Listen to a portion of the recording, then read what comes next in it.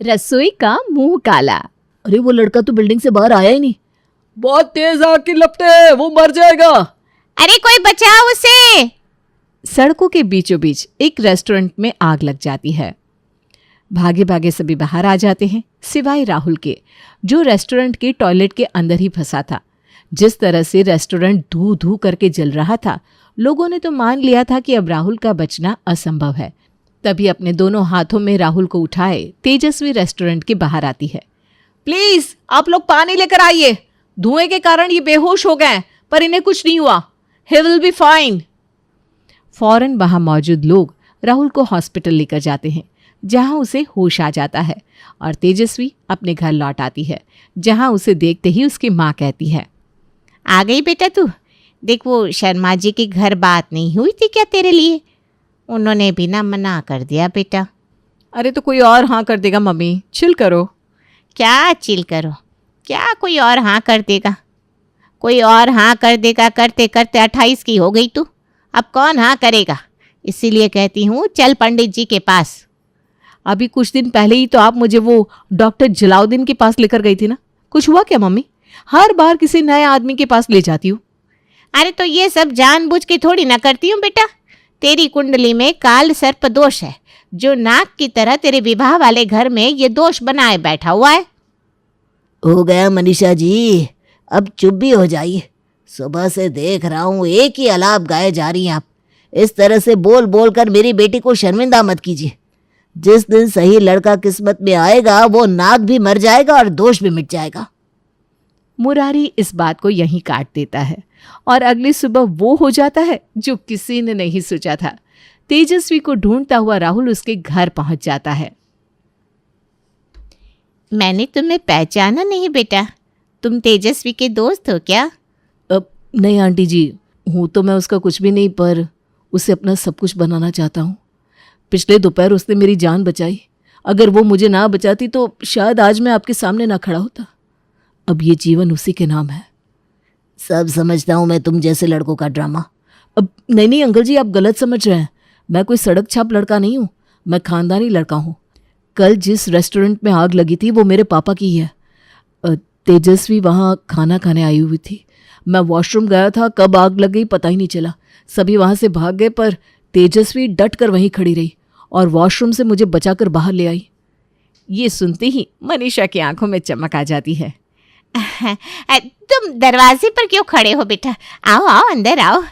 तुम्हारी बात मैं समझ रही हूँ बेटा, पर तुम अकेले आ गए हैं। शादी ब्याह की बात ऐसे थोड़ी ना होती है। मैं यहाँ हड़बड़ी में इसलिए आया आंटी, ताकि ये रिश्ता मेरे हाथ से निकल ना जाए। बाकी अपने पेरेंट्स को लेकर आज शाम को आता हूँ ना मैं। और अपनी कुंडली भी लेते आना बेटा। वो क्या है ना, हम कुंडली में बहुत मानते हैं। जब आप देख रही हैं लड़का इतना सुंदर, इतना शरीफ है, फिर आप क्यों कुंडली की बात बार बार निकाल रही हैं मनीषा जी? अब आंटी को जो ठीक लग रहा है उन्हें करने दीजिए ना अंकल जी। अगर कुंडली नहीं मिली और उसके उपाय में मुझे 20 दिन के व्रत भी करने पड़े ना तो मैं करूँगा, पर शादी तो मैं आपकी बेटी से ही करूँगा।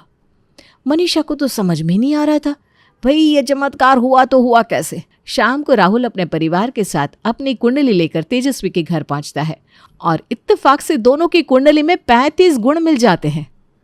मतलब उनकी बात सच थी। आग जलना यानी ये चीजें होती हैं। पिछले 3 साल से जहां 100 कोशिशों के बाद भी तेजस्वी का रिश्ता पक्का नहीं हो रहा था, वहां एक ही मुलाकात में उसकी सगाई हो जाती है। 1 हफ्ते बाद की शादी की डेट आती है और शादी करके तेजस्वी राहुल के घर चली जाती है। अच्छा बहू तू आ गई। तेरी सास के हाथ का खाना खा खा कर तो पक गया था मैं। बुरे खाने को भी अच्छा कहना पड़ता था। वाह भाई वाह, जिंदगी भर मेरा बनाया खाना खाते रहे, अब उसी की बुराई कर रहे हो। अच्छी बात है, बहू आ गई है ना, अब बहू ही खिलाएगी खाना। इस बात पर आप पापा को ताना नहीं दे सकती मम्मी जी, क्योंकि खाना तो मैं सच में खिलाऊंगी ही, उन्हें भी और आपको भी। तेजस्वी रसोई में जाती है और खाना बनाना शुरू करती है।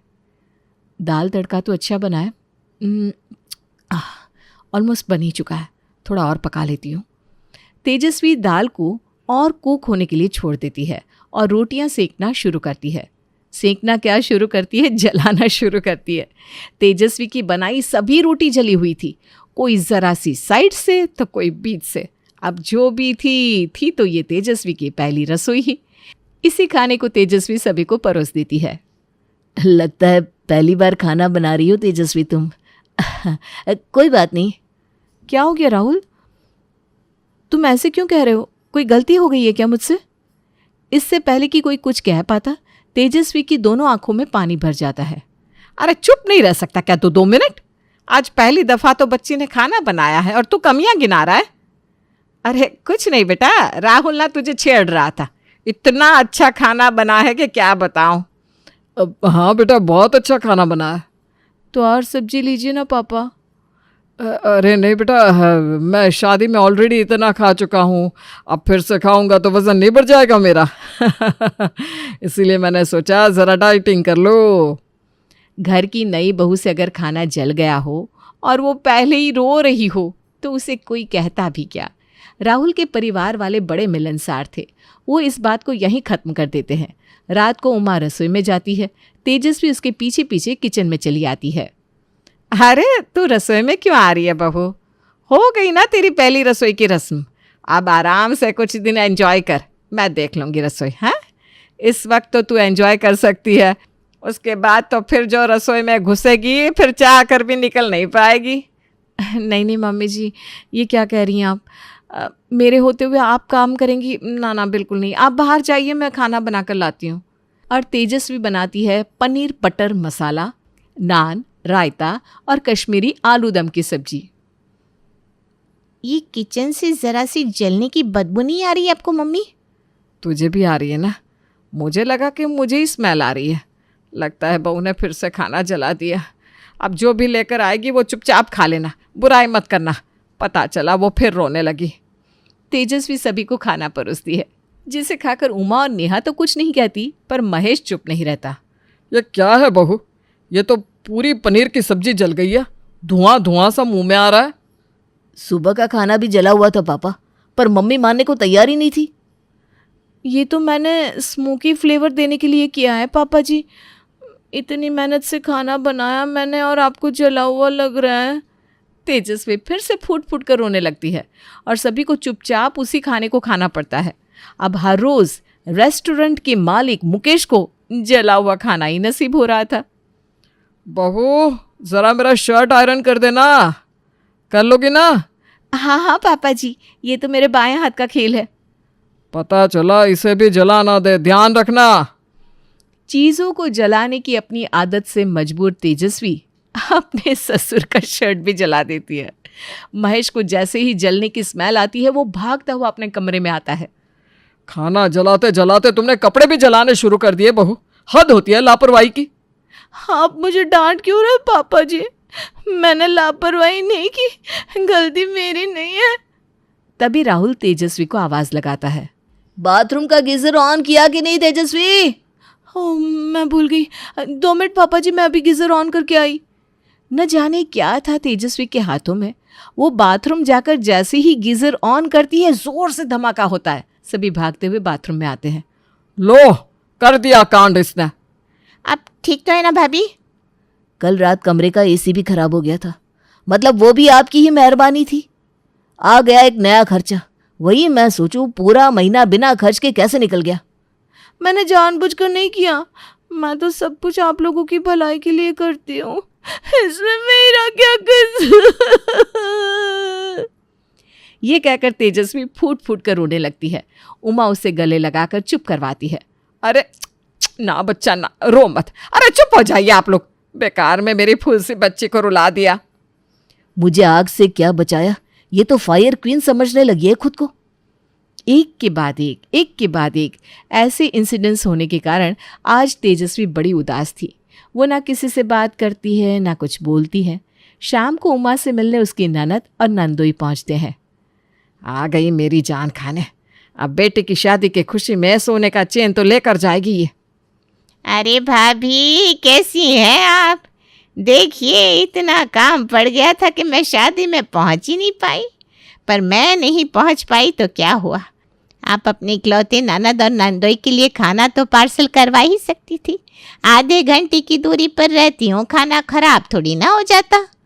अरे खराब नहीं होता तो क्या हुआ, ठंडा तो हो जाता ना दीदी। मैं आपको गर्मा गर्म खाना खिलाऊंगी। ए जा बहू, अपनी बुआ सास और फूफा ससुर के लिए अपने हाथों का टेस्टी खाना बना कर ले आ। ऐसा लाजवाब खाना बनाती है मेरी बहू कि क्या बताऊं दीदी। खाना अभी लाती है मम्मी जी। और तेजस्वी हमेशा की तरह ऐसा जला भुना खाना अपनी बुआ सास को खिलाती है, वो तो तौबा तौबा करती वापस लौट जाती है। इस जली भुनी बहू को लाने का कोई तो फायदा हुआ। इसी तरह दिन बीत रहे थे। एक शाम महेश सभी से कहता है, आज रेस्टोरेंट में मेरा एक पुराना दोस्त मिला। उसका बेटा NRI है, कुछ दिनों के लिए इंडिया आया हुआ है। मैं क्या सोच रहा हूँ, नेहा से उसे मिलवा देता हूँ। दोनों की अगर बात बनी तो बात आगे बढ़ा देंगे। ये तो बहुत अच्छा आइडिया है पापा जी, मैं इस बारे में सोच ही रही थी। अब नेहा दीदी की भी शादी की उम्र हो गई है, लड़के देखना शुरू कर देना चाहिए। हाँ, और मैं क्या कह रहा था कि नाश्ता और खाना हम अपने रेस्टोरेंट से ही घर मंगवा लेंगे। वो क्या है ना तेजस्वी, अगर तुम खाना बनाती रहोगी तो गेस्ट के साथ कौन बैठेगा ना। सही बात है बेटा, फॉरेन से आया हुआ है लड़का, अंग्रेजी में बोलेगा मेरे तो कुछ पल्ले भी नहीं पड़ेगा। नेहा बेचारी अब उन लोगों के सामने मुझे सब हिंदी में तो समझाएगी नहीं। बात तो ठीक कह रही मम्मी जी आप। ठीक है राहुल, तुम नाश्ता और खाना हमारे रेस्टोरेंट से मंगवा लेना। वैसे भी बाहर पड़ा हुआ लड़का है, उसे घर का खाना कहाँ पसंद आएगा। लड़के वालों के आने के पहले ही महेश और राहुल सारी तैयारी कर देते हैं। और बताओ Neha, what are your likes and dislikes? कैसा मौसम पसंद है तुम्हें? चलना पसंद है या कार में घूमना? ये कैसा सवाल हुआ बेटा? आगे जाकर यही सवाल तो जीवन का सवाल बन जाता है मम्मी। अभी तो सब कुछ प्यारा लगेगा। शादी के बाद पति खाने के बाद प्लेट धोने रखता है कि नहीं, वो नहाने के बाद वॉशरूम साफ करता है कि नहीं, ये छोटी छोटी बातें प्रॉब्लम बनती है। क्या बात कही आपने। I really like your thought process. दोनों अंग्रेजी में बात कर रहे हैं, लगता है बात बनती लग रही है बेटा। हाँ मम्मी जी, मुझे भी ऐसा ही लग रहा है। अभी कुछ कह नहीं सकते मम्मी। मैंने भी तो कितनी लड़कियां देखी थी, कितने लोगों के घर नाश्ता किया था। अगर इन्होंने खाना खा लिया तो समझ सकते हैं कि बात बन सकती है। फिर तो इन्हें खाना खिलाकर ही भेजूंगी मैं। अच्छा, बातें तो बहुत हो गई, अब बातों को विराम दीजिए। पहले खाना खा लीजिए, फिर बातें करते हैं। ठीक है, फिर जमाइए खाना, क्योंकि बातें तो लंबी चलेगी। तेजस्वी किचन में जाती है। ओ गॉड, खाना तो ठंडा हो गया है, गरम कर देती हूँ, वरना सुमित के घर वाले समझेंगे हमने उन्हें बासी खाना खिला दिया। ना ना ना ना। और तेजस्वी खाना क्या गरम करती है, सारा खाना ऐसा जला देती है कि पूरी रसोई में धुआं धुआं हो जाता है। सुमित के पापा किचन के दरवाजे पर ही थे और धुएं से उनका पूरा चेहरा काला पड़ जाता है। खाने में मिर्ची ज़्यादा खाते हैं आप, ये बात मुझे बता देते भाई साहब। बेकार में रसोई के पास गए, अब लग गई ना मिर्ची। पूरी रसोई का मुंह काला कर दिया आपकी बहू ने, और उसके साथ साथ मेरे पति का भी। ऐसे घर में हमें रिश्ता नहीं करना। सॉरी आंटी जी, रुक जाइए प्लीज़। पानी सर से ऊपर जा चुका था। आज तेजस्वी रोती रहती है पर उमा उसे चुप नहीं करवाती। मेरी पूरी रसोई को खाली कर दिया बहू तूने, आज से तू रसोई नहीं जाएगी। मैं रसोई में नहीं गई तो बहुत प्रॉब्लम हो जाएगी मम्मी, ऐसा मत कीजिए। प्रॉब्लम तो तुम्हारी रसोई में जाने से हुआ है। आप अगर किचन में गई भाभी तो मैं ये घर छोड़ दूंगी। आज आपके कारण सुमित के घर वाले हमसे नाराज हो गए, वरना मैं शादी करके विदेश चली जाती। I hate you. गुस्से में उमा अपनी रसोई में ताला लगा देती है और तेजस्वी को रसोई के आसपास भी भटकने नहीं देती। अगली सुबह सभी को मिलता है टेस्टी खाना। अमृत है अमृत आपके हाथ का खाना। मुझे माफ़ कर दीजिए उमा जी, आपके खाने का मजाक उड़ा दिया था मैंने। आज आपके खाने की कदर समझ में आ गई। जैसा भी है, भाभी के खाने से तो लाख गुना बेहतर है। सभी उमा के खाने की तारीफ कर रहे थे, तभी महेश के फ़ोन पर रेस्टोरेंट से फ़ोन आता है। क्या शेफ भाग गया?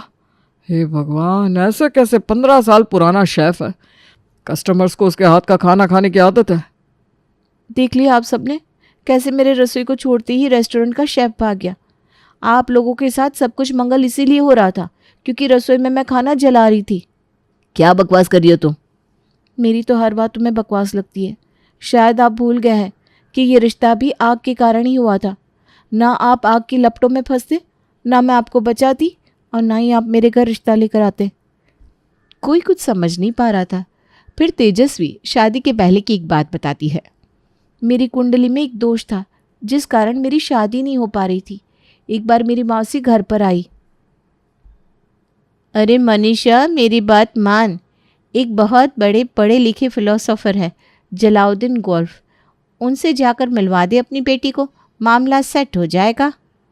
गोल्फ हो या क्रिकेट, मेरी बेटी को मुझे ओलंपिक में नहीं भेजना, मुझे उसके फेरे करवाने हैं। ऐसे में आप मजाक क्यों कर रही हो दीदी? मेरे बेटे को लड़का कैसे हुआ, उन्हीं की मेहरबानी से। न जाने क्या टोटका बताते हैं, आजमाते ही लाइफ सेट हो जाती है। वो अलग बात है कि इन सब टोटके के कारण उन्हें समाज से निकाल दिया गया है। अब जिस माँ की बेटी की शादी ना हो रही हो वो कुछ भी करेगी। उमा तेजस्वी के साथ जलाउद्दीन के पास पहुंचती है। सब कुछ हो जाएगा, पर एक बात याद, आग से अपना रिश्ता मत तोड़ना। अगर अपने ससुराल में सुख शांति चाहती हो तो चीज़ों को जलाती रहना। पहले तो उनकी बात मुझे झूठ लगी मम्मी जी, पर जैसे ही राहुल को अपने घर रिश्ता लाता देखा, मुझे उनकी बात पर भरोसा हो गया। और देखिए ना, मेरे खाना जलाने के बाद भी इस घर में कितनी शांति थी। अरे क्योंकि तुम रोती थी बहू, तुम रो ना, इसलिए हम शांत हो जाते थे कि शांति बनी रहे, वरना तुम्हारे खाना जलाने से तो कलेश होना ही था।